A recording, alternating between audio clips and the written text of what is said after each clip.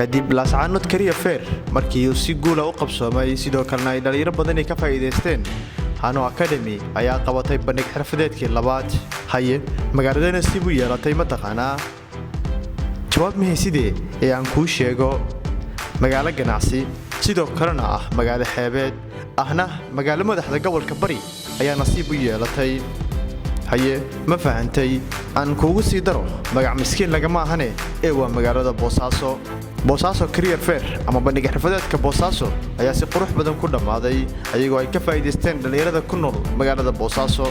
bandhiga ayaa waxaa ka soo qayb galay shirkadaha ugu waaweyn magaalada Boosaaso iyo guud ahaan Soomaaliya ayagoo ku soo bandhigay fursadaha ay u hayaan dhalinyarada iyo nooca shaqaale ay u baahan yihiin bandhigan ayaa waxa xoog lagu saarayay dood wadaagyo dhisaya dhalinyarada shaqadoonka ah turxaan bixinta sooyaal taariikheedka ama siifiyada falaqaynta suuqa shaqada magaalada Boosaaso iyo guud ahaan Soomaaliya iyo aragti wadaagyo hagaya shaqadoonka